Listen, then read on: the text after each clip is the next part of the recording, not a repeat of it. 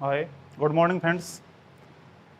देखिए, गत वीडियो में अपना लेसन 5 चल रहा है, दैनिक जीवन में रसायन।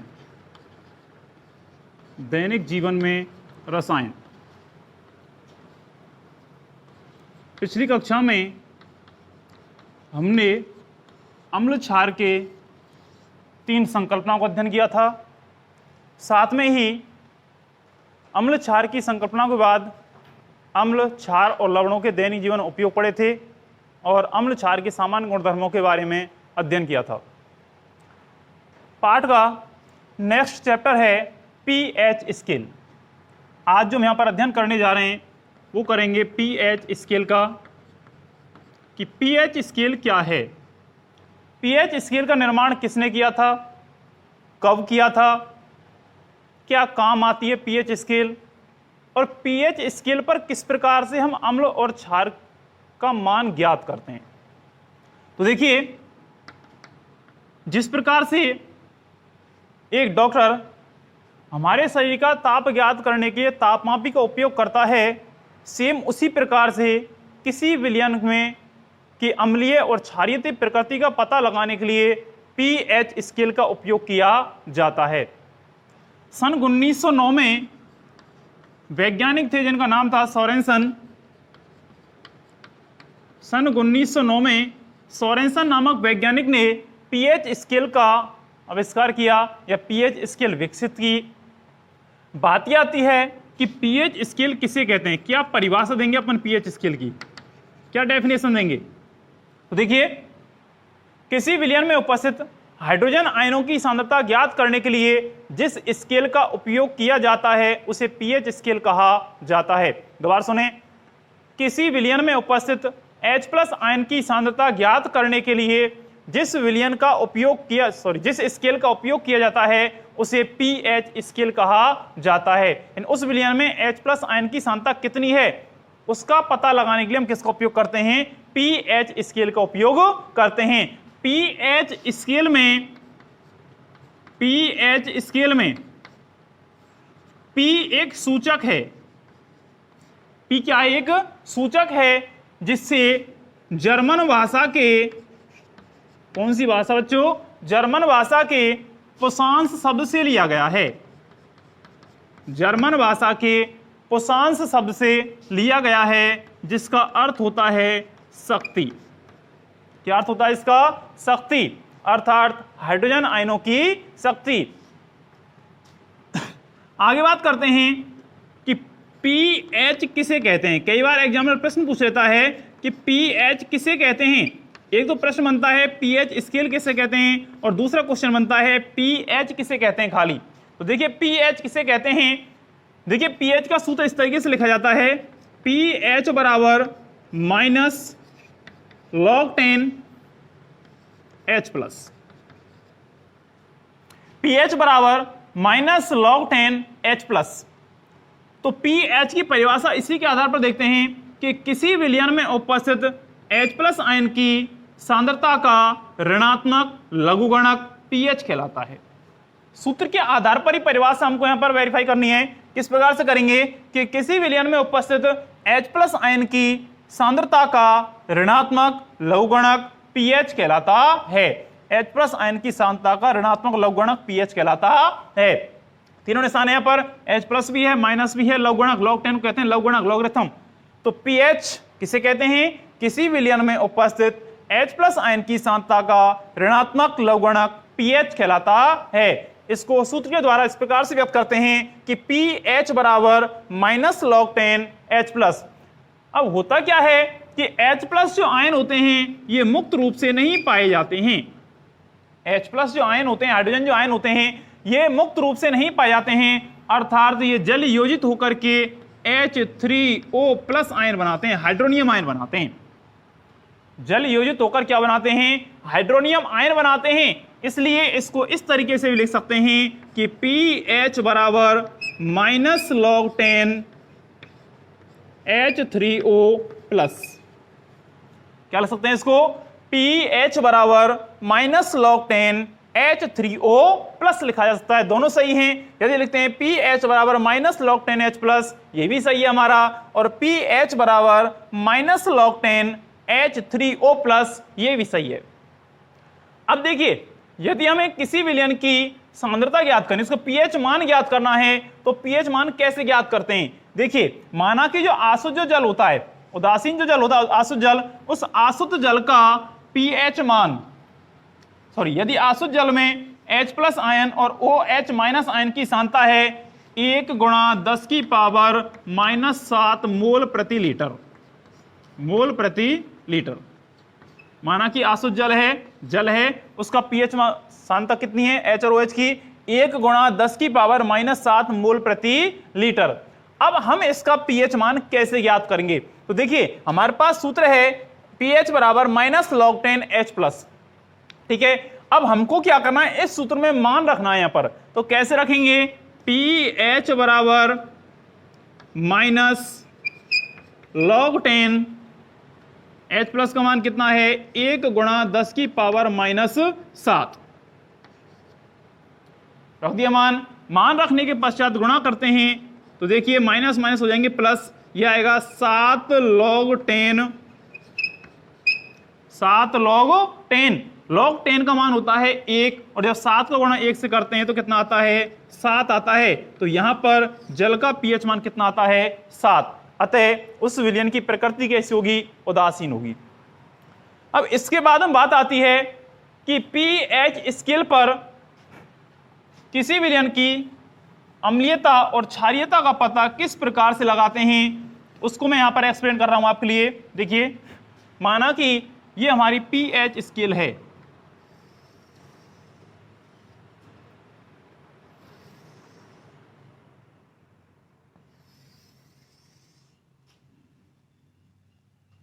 देखिए pH स्केल पर 0 से 14 तक पाठ्यांक होते हैं।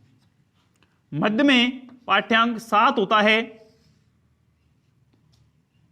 यहां पर विलयन की प्रकृति उदासीन होती है। 7 से 0 तरफ बढ़ते हुए विलयन की प्रकृति अम्लीय हो जाती है, अम्लीय गुण बढ़ता जाता है। यदि हम बढ़ते हैं 7 से 14 की तरफ, तो विलयन की क्षारीय प्रकृति बढ़ती जाती है। यहां पर H+ आयन की सांद्रता होती है, यहां पर होती है OH- आयन की सांद्रता। देखिए किस प्रकार से निकालते हैं इस पर pH स्केल। यदि किसी विलयन का pH मान 0 से 7 से कम तक आता है, 0 से लेकर 7 से कम तक आता है, 6.9 के समथिंग आता है, तो उस समय विलयन की प्रकृति कैसी होती है? अम्लीय होती है। विलयन की प्रकृति अम्लीय होती है। यदि किसी विलयन का pH मान 7 आता है, तो उस विलयन की प्रकृति उदासीन होती है। उस विलयन की प्रकृति उदासीन होती है। यदि किसी विलयन का pH मान 7 से अधिक और कहां तक आता है? 14 तक, तो विलयन की प्रकृति कैसी होती है? क्षारीय। विलयन की प्रकृति क्षारीय होती है। जब किसी विलयन का pH मान घटता है, जब विलयन का pH मान घटता है इस तरीके से, तो विलयन का pH मान घटने पर H+ आयन की सांद्रता में वृद्धि होती है, और जब H+ आयन की सांद्रता में वृद्धि होती है तो उस पदार्थ का अम्लीय गुण बढ़ता है। ध्यान रखें, जब किसी विलयन का pH मान घटता है, तो pH मान घटने पर उस विलयन में H+ आयन की सांद्रता में वृद्धि होती है।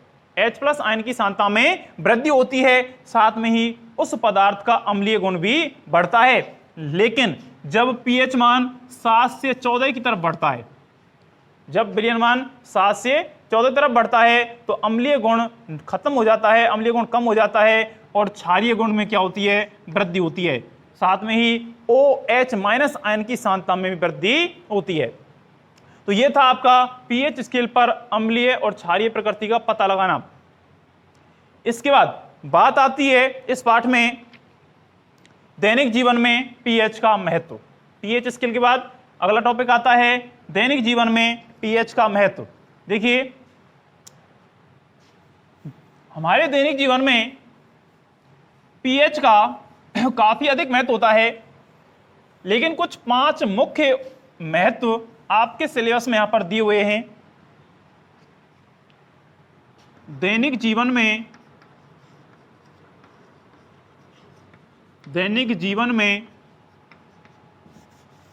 पीएच का महत्व।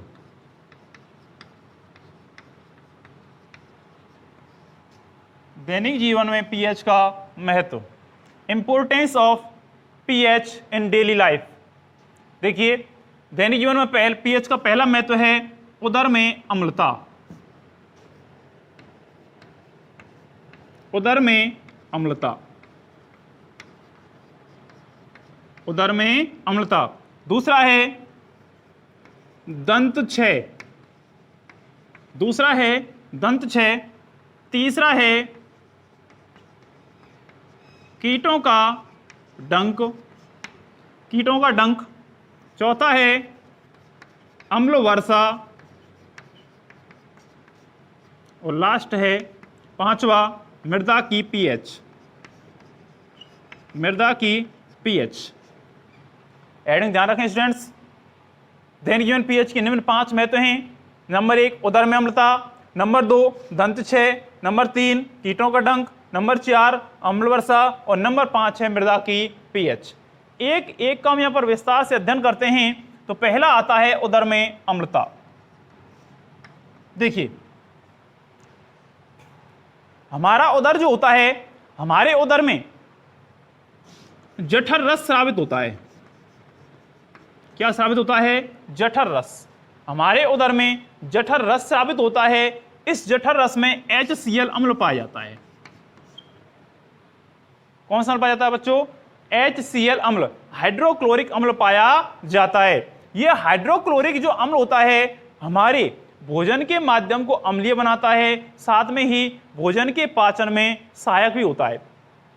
लेकिन कई बार जब हमारे उदर में जठर रस का स्राव अधिक होता है या HCl की मात्रा अधिक हो जाती है, तो उस कंडीशन में हमारे पेट में जलन और दर्द महसूस होना प्रारंभ हो जाता है। बहुत अधिक मात्रा में दर्द होता है, साथ में ही जलन भी महसूस होती है। तो क्यों होता है ऐसा? क्योंकि हमारे उदर में किसकी मात्रा बढ़ी? अम्ल की मात्रा बढ़ी। अम्ल की मात्रा बढ़ने से क्या हुआ? पीएच का मान घट गया। अम्ल की मात्रा बढ़ने पर क्या हुआ? पीएच का मान घट गया। और जब पीएच का मान घटा तो अब निवारण कैसे होगा उसका? तो हमको क्या करना चाहिए कि भाई अम्ल की मात्रा को उदासीन कौन करेगा? अम्ल की मात्रा को उदासीन करेगा क्षार। क्या करेगा? उदासीन क्षार करेगा। तो हमें क्या करना चाहिए? हमें पेट की अम्लता को कम करने के लिए, पेट की एसिडिटी को कम करने के लिए हमें क्षारीय विलयन का उपयोग करना चाहिए। और यहां पर दुर्बल क्षार के रूप में हम उपयोग में लेते हैं मिल्क ऑफ मैग्नीशिया। किसका उपयोग करते हैं? मिल्क ऑफ मैग्नीशिया का उपयोग करते हैं।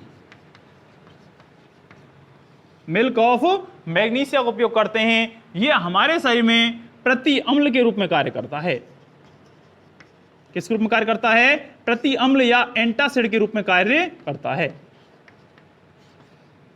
इसका सूत्र होता है MgOH का होल ट्वाइस, मैग्नीशियम हाइड्रोक्साइड।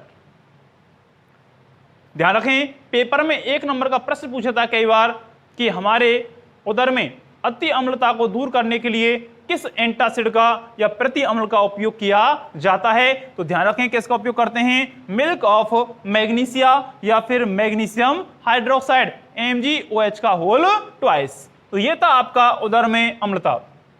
दूसरा आता है पीएच परिवर्तन के कारण दंत क्षय। पीएच परिवर्तन के कारण दंत क्षय। तो देखिए, हमारे मुख जो होता है उस मुख का पीएच मान 6.5 होता है। हमारे मुख का पीएच मान लगभग 6.5 होता है। लेकिन क्या होता है कि हम लोग रात्रि के समय खाना खाते हैं सोने से पहले, और खाना खा करके मुंह को अच्छी तरीके से साफ नहीं करते हैं। शाम के समय खाना खाया, खाना खाने के पश्चात मुंह को साफ नहीं करते हैं या दंत मंजन नहीं करते हैं। ऐसी कंडीशन में हमारे मुख में भोजन के अवशिष्ट कण लगे हुए रह जाते हैं। जब भोजन के अवशिष्ट कण लगे हुए रह जाते हैं मुंह में, तो क्या होता है कि हमारे मुख में पाए जाने वाले बैक्टीरिया उस अवशिष्ट पदार्थों का अपघटन करते हैं, और अपघटन करके वो अम्ल का निर्माण कर लेते हैं। किसका निर्माण करते हैं? अम्ल का निर्माण करते हैं। जब हमारे मुख में पीएच मान 5.5 से कम हो जाता है, भाई मुख का पीएच मान कितना है? 6.5 है। अब मुंह में अम्ल का निर्माण हुआ तो पीएच मान घटेगा, और पीएच मान कितने पहुंच गया? यदि 5.5 से कम होता है तो ऐसी कंडीशन में हमारे दांतों की जो एनेमल परत है, हमारे दांतों के जो ऊपर जो परत पाई जाती है उस एनेमल परत कहते हैं, कठोर परत होती है।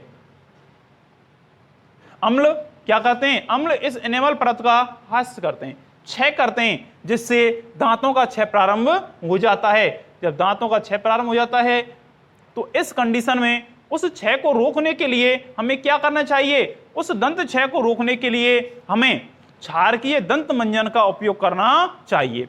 क्या करना चाहिए? क्षारकीय दंत मंजन का उपयोग करना चाहिए, या फिर खाना खाने के पश्चात मुंह को अच्छी तरीके से साफ कर लेना चाहिए। इन दोनों प्रकार से हम दंत क्षय से बच सकते हैं। तीसरा आता है इसमें कीटों का डंक। देखिए, कुछ कीड़े मकोड़े होते हैं, कीट होते हैं, चींटी का डंक होता है, मधुमक्खी का डंक होता है। काफी बार जब हमारे किसी भी शरीर के किसी भी स्थान पर त्वचा में चींटी, लाल चींटी होती है, डंक मार देती है, मधुमक्खी डंक मार देती है, तो हमारे उस स्थान पर दर्द और जलन महसूस होती है। उस स्थान पर दर्द और जलन महसूस होती है। अब वो दर्द और जलन महसूस क्यों होती है? क्योंकि इन कीटों के डंकों में अम्ल पाए जाते हैं। क्या पाए जाते हैं? अम्ल पाए जाते हैं। ये अम्ल हमारी त्वचा में पहुंच करके जलन उत्पन्न करते हैं। अब इस जलन को कैसे रोक सकते हैं? इस जलन को रोकने के लिए जिस स्थान पर त्वचा के जिस स्थान पर डंक लगाया है उस स्थान पर हमें NaHCO3 सोडियम बाइकार्बोनेट या सोडियम हाइड्रोजन कार्बोनेट को पानी में मिलाकर लगाना चाहिए। इसके द्वारा हमें उस अम्ल से राहत महसूस होती है, क्योंकि ये क्षार का कार्य करता है। डंक में क्या था? अम्ल था। ये आपस में क्रिया करके उदासीन हो जाते हैं और हमारे शरीर को दर्द या जलन से राहत महसूस होती है। वैसे मैं आपके लिए बता चुका हूं पिछली वीडियो में कि चींटी के डंक में फॉर्मिक अम्ल पाया जाता है, जिसके कारण दर्द या जलन महसूस होती है। नेक्स्ट आता है अम्ल वर्षा। इंग्लिश में कहें तो एसिड रेन कहा जाता है। अम्लीय वर्षा को इंग्लिश में एसिड रेन कहते हैं। देखिए, वर्षा का जो जल होता है, वर्षा का जो पानी है, ये वर्षा का पानी पूर्णतया शुद्ध माना जाता है। वर्षा का पानी शुद्ध माना जाता है, लेकिन पर्यावरण में लगातार बढ़ रहे प्रदूषण, पर्यावरण जो लगातार प्रदूषण बढ़ रहा है, उस प्रदूषण के बढ़ने के कारण जो वर्षा होती है उस वर्षा का पानी शुद्ध नहीं रह पाता है। क्योंकि जब वर्षा का पानी वायुमंडल में आता है तो इन प्रदूषकों से मिलकर के, भाई वातावरण में जब आएगा पानी तो इन प्रदूषकों से मिलेगा, और प्रदूषकों से मिलकर के इस वर्षा का पानी प्रदूषित हो जाता है। वर्षा का पानी प्रदूषित हो जाता है, और जब ये वर्षा का पानी इनसे प्रदूषित होकर पृथ्वी पर आता है तो उस वर्षा को हम क्या कहते हैं? अम्लीय वर्षा या एसिड रेन कहते हैं। जब ये वर्षा का पानी बहकर के नदियों और तालाबों में जाता है तो उन नदियों और तालाबों में रहने वाले जीव जंतुओं की उत्तर जीविता को प्रभावित करता है। अर्थात वो जीव जंतु इस अम्लीय वर्षा के पानी का सेवन करके मरने लग जाते हैं, उनकी संख्या घटने लग जाती है। साथ में ही ये अम्लीय वर्षा समस्त पेड़ पौधों एवं जीव जंतुओं को भी प्रभावित करती है। साथ ही हमारे खेतों की जो मिट्टी होती है उसकी उर्वरक क्षमता को प्रभावित करती है। नेक्स्ट पॉइंट आता है मृदा की पीएच। देखिए, मृदा की पीएच का मतलब क्या है? देखिए, अपन खेतों में बीज बोते हैं, पैदावार करते हैं, तो क्या होता है कि हम लगातार खेतों में अधिक उर्वरकों का उपयोग करते हैं। अब जो उर्वरक हम बाजार से लाते हैं खरीद करके और खेतों में डालते हैं, ये अधिकतर रासायनिक पदार्थों के बने होते हैं। इनका अधिक उपयोग करने से, इनका लगातार उपयोग करने से खेतों में या तो अम्ल की मात्रा बढ़ जाती है या फिर क्षार की मात्रा बढ़ जाती है। जब अम्ल या क्षार की मात्रा बढ़ जाती है तो ऐसी कंडीशन में खेतों में मिट्टी में जल की क्षमता, जल धारण की क्षमता होती है वो कम हो जाती है। अर्थात क्या करते हैं कि पानी अपन ने खेत में दिया, काफी दिनों तक सूखता नहीं है, भरा रहता है पानी, वर्षा हो जाती है, पानी भरा रहता है खेत में, सूखता नहीं है। क्यों नहीं सूखता है? क्योंकि उस खेत की मिट्टी की जल धारण क्षमता कम हो जाती है। क्यों हो जाती है? क्योंकि हमने उसमें उर्वरकों का उपयोग अधिक किया है या फिर उसमें पैदावार अच्छी नहीं हो पाती है। तो ऐसी कंडीशन में हमें खेत के अलग अलग स्थानों से मिट्टी को उठा करके मिट्टी की जांच करवानी चाहिए, और जांच करवा करके उस मिट्टी का पता लगता है कि उसकी प्रकृति अम्लीय या फिर क्षारीय है। अम्लीय और क्षारीय होने की पता लगने के पश्चात यदि मिट्टी अम्लीय होती है तो उसमें क्षारीय पदार्थ को डाल करके उसकी मात्रा को उदासीन किया जाता है, और यदि क्षार की मात्रा अधिक है तो अम्लीय पदार्थ डाले जाते हैं, जिससे उसकी मिट्टी उदासीन हो जाती है और पैदावार अच्छी होती है। इनमें चूने का उपयोग करते हैं, गंधक सल्फर डालते हैं, या फिर अन्य कई प्रकार के पदार्थों को इसमें डाला जाता है, जिससे खेतों की मिट्टी की उदासीनता प्रारंभ हो जाती है और खेतों में उपजाऊपन क्षमता बढ़ती है। ये थे हमारे 5 दैनिक जीवन में पीएच के महत्व। एक बार दोबारा सेटिंग देखें इनकी। नंबर 1 उदर में अम्लता, नंबर 2 पीएच परिवर्तन कारण दंतक्षय, नंबर 3 कीटों का डंक, नंबर 4 अम्ल वर्षा, नंबर 5 मृदा की पीएच। आगे बढ़ते हैं। अगली चीज आती है दैनिक जीवन में कुछ उपयोगी यौगिक। अगला टॉपिक इसका दैनिक जीवन में उपयोगी कुछ यौगिक, some useful compounds in everyday life. दैनिक जीवन में कुछ उपयोगी यौगिक।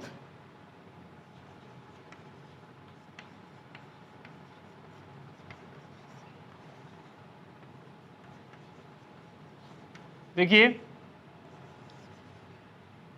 दैनिक जीवन में उपयोगी कुछ यौगिकों में से पहला अपन पढ़ते हैं यहां पर compounds, sodium chloride. Sodium chloride,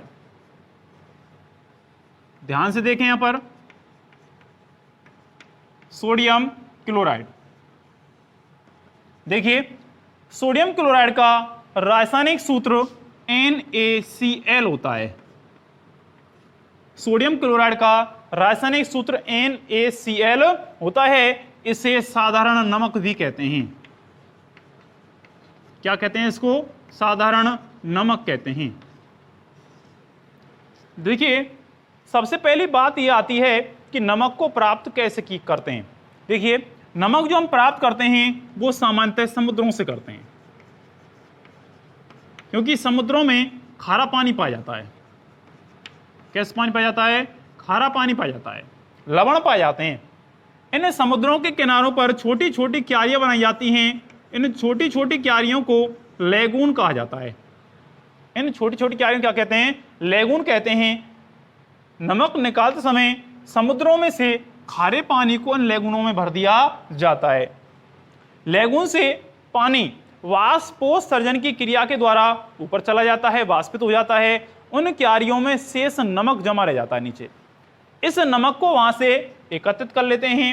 अब जो नमक अपन ने इन लेगूनों से एकत्रित किया था, यह नमक अशुद्ध होता है। यह नमक कैसे होता है? अशुद्ध होता है, क्योंकि इस अशुद्ध नमक में MgCl2, CaCl2 आदि की अशुद्धियां पाई जाती हैं। MgCl2 मैग्नीशियम क्लोराइड है, कैल्शियम क्लोराइड है, इनकी अशुद्धियां पाई जाती हैं। अब हम अशुद्ध नमक का सेवन तो करते नहीं है, शुद्ध नमक का सेवन करेंगे, तो पहले इन अशुद्धियों को नमक से हटाया जाता है। अब इन अशुद्धियों को हटाने के लिए क्या करते हैं? यहां पर प्रश्न बन जाता है पेपर में कि समुद्रों से प्राप्त अशुद्ध नमक में से MgCl2, CaCl2 जैसे अशुद्धियों को हटाने के लिए किसका उपयोग करते हैं? तो क्या करते हैं? इन नमक को, इस नमक को बड़ी बड़ी टंकियों में डालते हैं। इन नमक को बड़ी बड़ी टंकियों में डाला जाता है और डाल करके इस नमक के विलयन में HCl गैस प्रवाहित की जाती है। क्या प्रवाहित करते हैं?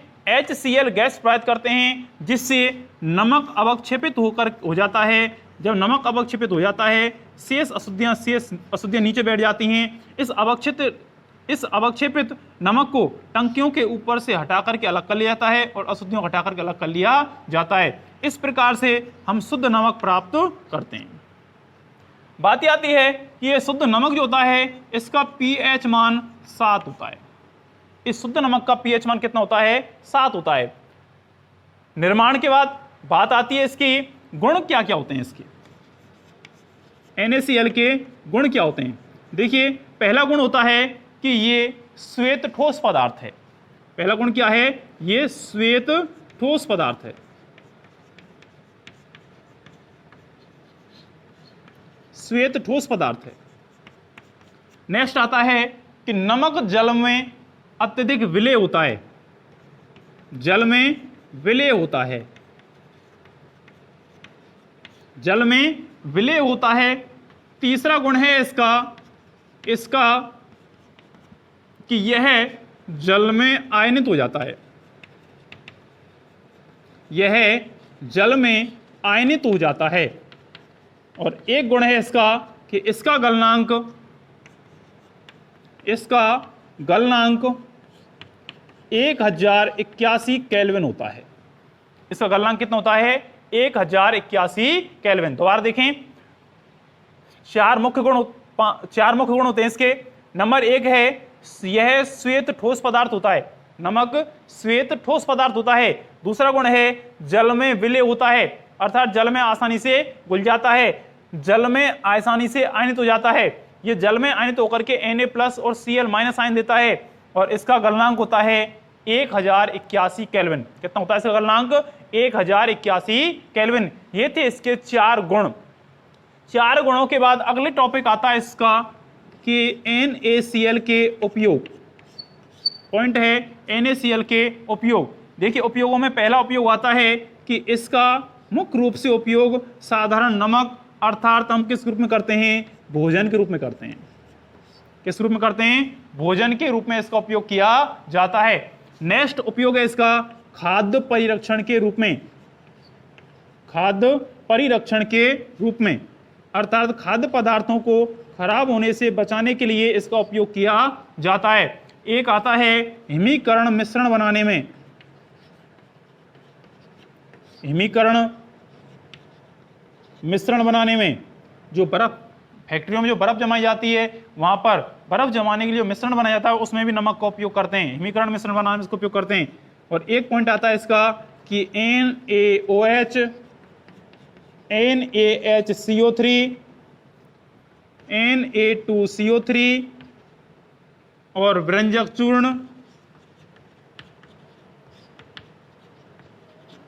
चूर्ण आदि के निर्माण में इसका उपयोग किया जाता है। दोबारा से देख लें एक बार गुणों से ही। नंबर एक, यह श्वेत ठोस पदार्थ होता है। नंबर दो, जल में विलेय होता है। नंबर तीन, जल में आसानी से आयनित हो जाता है। नंबर चार, इसका गलनांक 1081 केल्विन होता है, अर्थात इसका गलनांक कैसा होता है? उच्च होता है।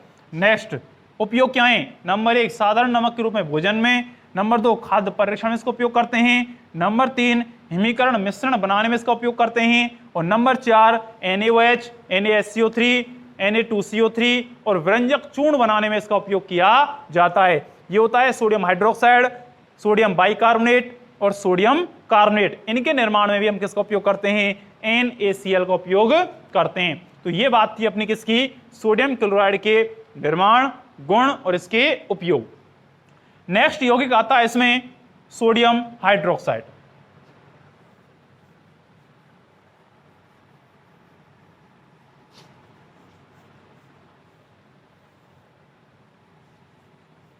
अगला है सोडियम हाइड्रोक्साइड। देखें, दूसरा सोडियम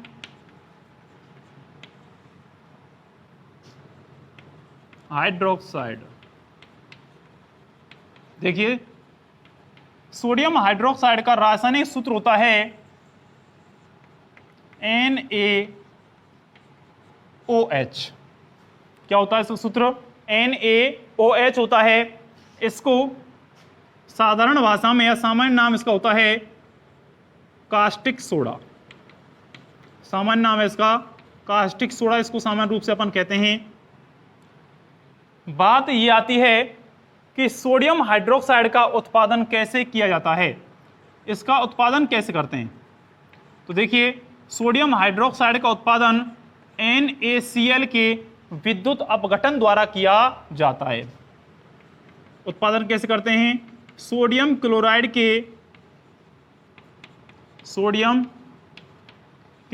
के जलीय विलयन सोडियम क्लोराइड के जलीय विलयन के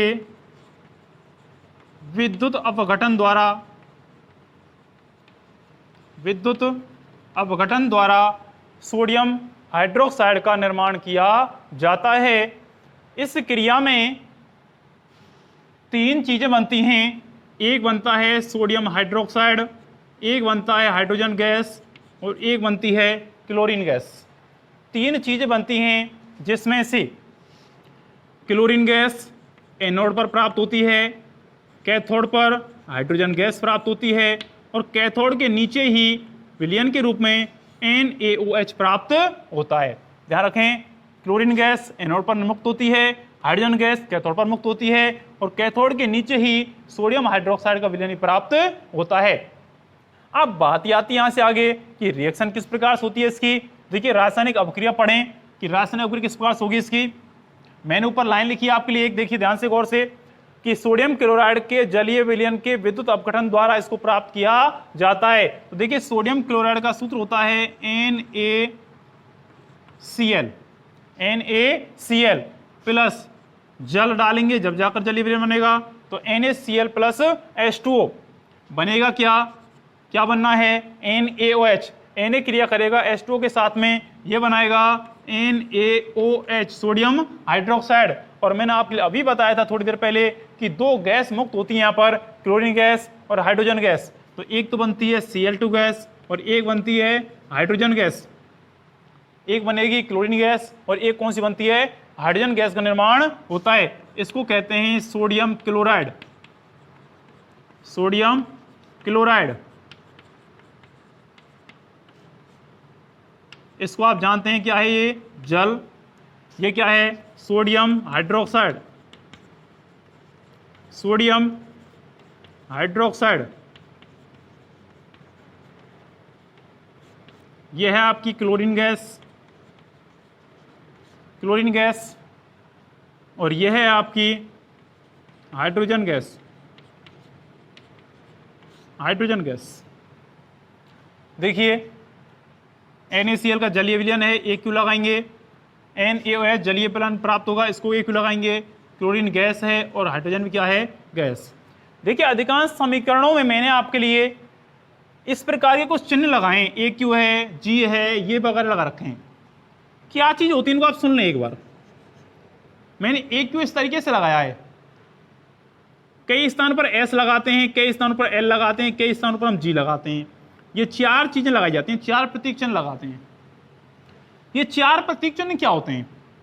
देखिए, रासायनिक समीकरण में जो अपन पदार्थों का उपयोग करते हैं ये 4 अवस्था में होते हैं।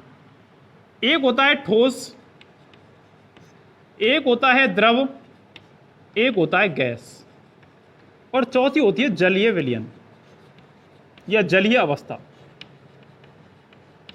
तो जहां पर पदार्थ ठोस काम में आता है वहां पर हम उपयोग करते हैं एस, क्योंकि ठोस को इंग्लिश में कहते हैं सॉलिड। जहां पर विलयन द्रव होता है वहां पर हम लिखते हैं एल, क्योंकि इसको लिखते हैं इंग्लिश में लिक्विड। लिक्विड। गैस को गैस लिखते हैं, इसलिए इसको जी उपयोग करते हैं। और जलीय विलयन को इंग्लिश में लिखते हैं एक्वस सॉल्यूशन, इसलिए इसको शॉर्ट में लिखते हैं हम AQ। तो यहां पर NaCl AQ जलीय विलयन अवस्था में है, यहां पर एक गैसों रूप में निर्मित होती है, इसलिए अपन क्या लगा रखे हैं इनके लिए? जी का उपयोग करते हैं। ध्यान रखें इन चीजों को। जलीय विलयन के लिए AQ, ठोस के लिए S, द्रव के लिए L और गैस के लिए G। आगे बात करते हैं इसके रासायनिक समीकरण के बाद बात आती है गुणों की, कि इसके गुण क्या होते हैं। देखिए, पहला गुण होता है यह है श्वेत, चिकना, ठोस पदार्थ है। यह है श्वेत, चिकना, ठोस पदार्थ है। दूसरा गुण होता है इसका गलनांक। गलनांक 591 केल्विन होता है। गलनांक कैसे होता है इसका? 591 केल्विन होता है। नेक्स्ट, जल में विलय होता है। यह भी जल में विलय होता है। अगली बात, NaOH जो है एक प्रबल क्षार है। क्या एक प्रबल क्षार की श्रेणी में आता है, इसलिए ये जल में आसानी से आयनित हो जाता है और जल में आसानी से आयनित होकर के Na plus OH minus ion देता है। किस प्रकार से होती है वो रिएक्शन देख लें आप। NaOH अपघटन होता है तो Na प्लस OH माइनस, इस तरीके इसका अपघटन हो जाता है। दोबारा देख लें, यह श्वेत चिकना ठोस पदार्थ होता है। दूसरी बात, इसका गलनांक 591 केल्विन होता है। नेक्स्ट, यह जल में आसानी से विलय हो जाता है। नेक्स्ट, यह एक प्रबल क्षार होता है जिसके कारण जल में आसानी से आयनित हो जाता है और आयनित होकर के Na और OH माइनस आयन ये देता है। ये थे इसके गुण। गुणों के बाद बात आती है इसके उपयोग की, कि इसके उपयोग क्या होते हैं। देखिए, उपयोगों की जहां तक बात करें, यूज क्या है इसके उपयोग। देखिए, नंबर 1 उपयोग है इसका कि इसका उपयोग साबुन, कागज, साबुन है, कागज है, सिल्क है, सिल्क उद्योग, रेशम उद्योग जो होता है, इसका उपयोग साबुन, कागज, सिल्क उद्योग और अन्य रसायनों में इसका उपयोग किया जाता है। नेक्स्ट है कि इसका उपयोग बॉक्साइट के धातुकर्म में करते हैं। बॉक्साइट के धातुकर्म में इसका उपयोग किया जाता है।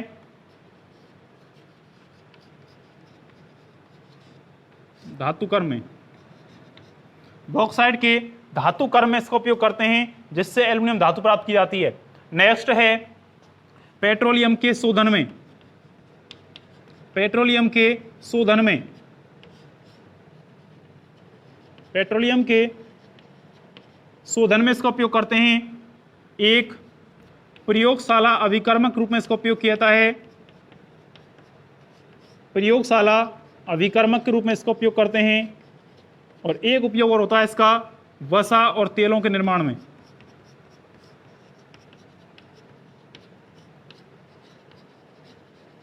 वसा और तेलों के निर्माण में इसका उपयोग किया जाता है। दोबारा देख लें एक बार शुरुआत से। सोडियम हाइड्रोक्साइड, रासायनिक सूत्र NaOH होता है। सामान्य भाषा में इसको कास्टिक सोडा कहा जाता है। नेक्स्ट बात, इसका उत्पादन कैसे होता है। इसका उत्पादन सोडियम क्लोराइड के जलीय विलयन का विद्युत अपघटन कराने पर सोडियम हाइड्रोक्साइड प्राप्त होता है। साथ में ही एनोड पर क्लोरीन गैस और कैथोड पर हाइड्रोजन गैस प्राप्त होती है। कैथोड पर ही सोडियम हाइड्रोक्साइड का विलयन प्राप्त होता है। रिएक्शन होती है इसकी, NaCl प्लस H2O बनता है NaOH plus Cl2 plus H2। बात आती है इसके गुण क्या होते हैं। तो पहला गुण होता है कि यह श्वेत चिकना ठोस पदार्थ होता है। यह श्वेत चिकना और ठोस पदार्थ होता है। इसका गलनांक 591 केल्विन होता है। इसका गलनांक कितना होता है, 591 केल्विन। यह जल में विलय होता है, जल में आसानी से घुल जाता है। और नेक्स्ट होता है कि यह प्रबल क्षार होता है, इसलिए जल में आसानी से आयनित होकर के Na+ और OH- आयन देता है। बात आती है NaOH के उपयोगों की। उपयोग क्या हैं। तो पहला उपयोग है इसका कि इसका उपयोग साबुन उद्योग, कागज उद्योग और सिल्क उद्योग में इसका उपयोग किया जाता है। दूसरा उपयोग होता है बॉक्साइट धातुकर्म के शोधन में, यानी अयस्कों से जो धातु प्राप्त करते हैं, एल्युमिनियम धातु प्राप्त की जाती है, लोहा धातु प्राप्त की जाती है, जिंक धातु प्राप्त करते हैं। अलग अलग अयस्क होते हैं और अयस्कों से धातु प्राप्त की जाती हैं। तो यहाँ पर बॉक्साइट के धातुकर्म में किसका उपयोग करते हैं हम, इसका उपयोग करते हैं NaOH का। एक है पेट्रोलियम के शोधन में, पेट्रोलियम पदार्थों को शुद्ध करने में इसका उपयोग करते हैं अपन। एक होता है प्रयोगशाला अभिकर्मक रूप में, रीजेंट रूप में इसका उपयोग किया जाता है। और एक होता है वसा और तेलों के निर्माण में सोडियम हाइड्रोक्साइड का उपयोग किया जाता है। यह था आपका सोडियम हाइड्रोक्साइड के निर्माण की विधि, गुण और उपयोग। इसके बाद तीसरा आता है इसमें विरंजक चूर्ण।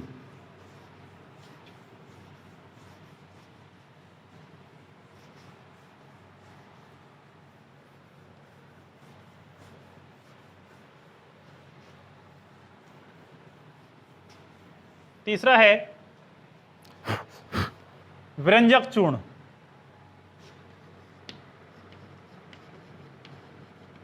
विरंजक, देखिए विरंजक चूर्ण का रासायनिक सूत्र होता है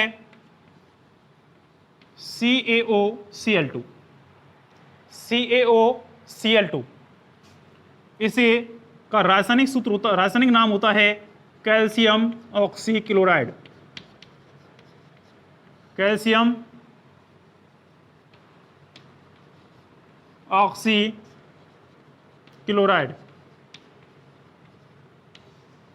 सामान्य सूत्र विरंजक चूर्ण का रासायनिक सूत्र होता है CaOCl2। इसका रासायनिक नाम होता है कैल्शियम ऑक्सीक्लोराइड। निर्माण कैसे होता है, इसका उत्पादन कैसे किया जाता है, देखिए जब शुष्क भुजे हुए चूना जो होता है, भुजा हुआ चूना होता है, इस भुजे हुए चूने में क्लोरीन गैस प्रवाहित की जाती है। शुष्क भुजे हुए चूने पर कौन सी गैस प्रवाहित करते हैं, क्लोरीन गैस प्रवाहित करते हैं। तो क्लोरीन गैस प्रवाहित करने पर कैल्शियम ऑक्सीक्लोराइड का निर्माण होता है। क्लोरीन गैस प्रवाहित करने पर CaOCl2 का निर्माण होता है। CaOCl2 का निर्माण होता है। दोबारा देखें, जब शुष्क भुजे हुए चूने पर क्लोरीन गैस प्रवाहित की जाती है तो CaOCl2 का निर्माण होता है। कैल्शियम ऑक्सीक्लोराइड या विरंजक चूर्ण का निर्माण होता है। रिएक्शन देखें, अभिक्रिया CaOH का वोल्टाइस भुजे हुए चूने का सूत्र है, रासायनिक नाम होता है इसका calcium hydroxide. Calcium hydroxide, calcium hydroxide कौन सी गैस प्रवाहित करते हैं, Cl2 गैस, क्लोरीन गैस प्रवाहित करते हैं। क्लोरीन गैस प्रवाहित करने पर बनता है CaOCl2। ये क्रिया करता है CaO इसके साथ में Cl2 के साथ में, तो बनता है CaOCl2 जिसे हम कहते हैं विरंजक चूर्ण। विरंजक चूर्ण। और प्लस में क्या बनता है, इसमें जल, प्लस में बनता है जल। दोबारा देखें, कैल्शियम हाइड्रोक्साइड जब क्लोरीन गैस के साथ क्रिया करता है तो क्लोरीन गैस से क्रिया करके विरंजक चूर्ण कैल्शियम ऑक्सीक्लोराइड का निर्माण करता है और जल प्राप्त होता है। पॉइंट आता है इसका अगला कि गुण क्या होते हैं इसके, गुण क्या होते हैं। देखिए गुणों में पहला पॉइंट आता है कि यह हल्का पीला तीक्ष्ण गंध वाला ठोस पदार्थ है। यह पीला तीक्ष्ण, तीव्र गंध आती है, तीक्ष्ण गंध वाला ठोस पदार्थ है। ठोस पदार्थ है। दूसरा गुण होता है इसका कि यह ठंडे जल में घुलता है। यह ठंडे जल में विलय होता है। ठंडे जल में विलय होता है। नेक्स्ट, यदि हम कैल्शियम ऑक्सीक्लोराइड को वायु में खुला छोड़ दें तो वायु में खुला छोड़ने पर इससे Cl2 गैस बाहर निकलती है। तो ये इसका गुण है कि वायु में खुला छोड़ने पर, वायु में खुला छोड़ने पर, वायु में खुला छोड़ने पर क्लोरीन गैस देता है। क्लोरीन गैस देता है।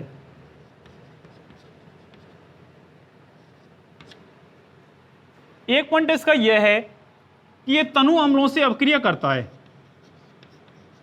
तनु अम्लों से अवक्रिया करता है और तनु अम्लों से अवक्रिया करके क्लोरीन गैस देता है। कौन सी गैस देता है, क्लोरीन गैस देता है। यह तनु अम्लों से अवक्रिया करके क्लोरीन गैस देता है। कैसे देता है, देखिए CaOCl2 तनु अम्ल लेते हैं, हम HCl ले लें, H2SO4 लें, माना कि हमने ले लिया HCl हाइड्रोक्लोरिक अम्ल। जब ये इसके साथ अवक्रिया करता है तो अवक्रिया करने पर कैल्शियम सल्फेट बनाता है।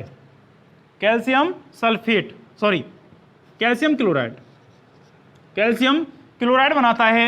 इसके ये C+ आयन इसके Cl से अभिक्रिया करते हैं और ये बनाते हैं CaCl2 कैल्शियम क्लोराइड, प्लस में जल बनता है और क्लोरीन गैस मुक्त होती है।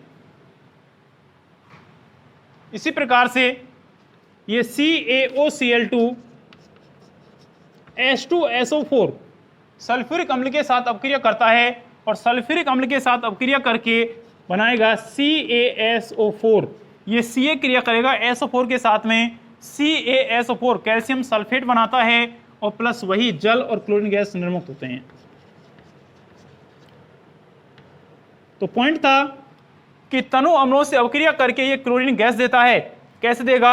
CaOCl2 विरंजक चूर्ण प्लस HCl हाइड्रोक्लोरिक अम्ल अपक्रिया करके कैल्शियम क्लोराइड बनाता है, जल बनाता है और क्लोरीन गैस निर्मुक्त करता है। इसी प्रकार से सल्फ्यूरिक अम्ल के साथ अपक्रिया करके भी कैल्शियम सल्फेट बनाता है, जल बनाता है और क्लोरीन गैस का निर्माण करता है।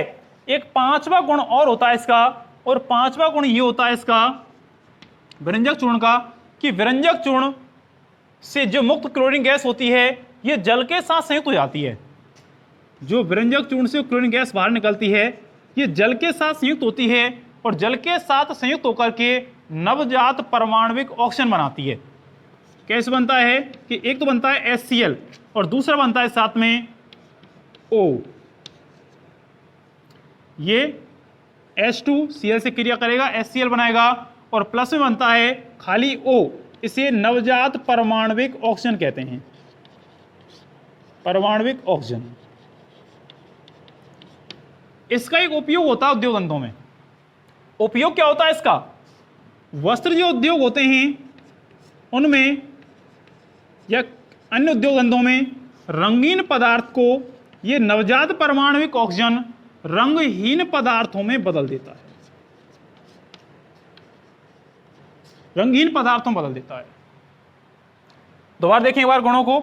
नंबर 1 हल्का पीला तीक्ष्ण गंध वाला होता है, ठोस पदार्थ है। नेक्स्ट ठंडे जल में विलय होता है। तीसरा है वायु में खुला छोड़ने पर क्लोरीन गैस देता है। नेक्स्ट ये तनु अम्लों से अपक्रिया कर क्लोरीन गैस देता है। और एक है कि विरंजक चूर्ण से मुक्त क्लोरीन गैस जल से संयुक्त होकर के जल से क्रिया करके नवजात परमाणविक ऑक्सीजन देता है। ये परमाणविक ऑक्सीजन विरंजन का कार्य करता है, अर्थात रंगीन पदार्थों को रंगहीन पदार्थों में बदलने कार्य करता है। लास्ट पॉइंट है इसका उपयोग। देखिए इसका उपयोग क्या है विरंजक चूर्ण के।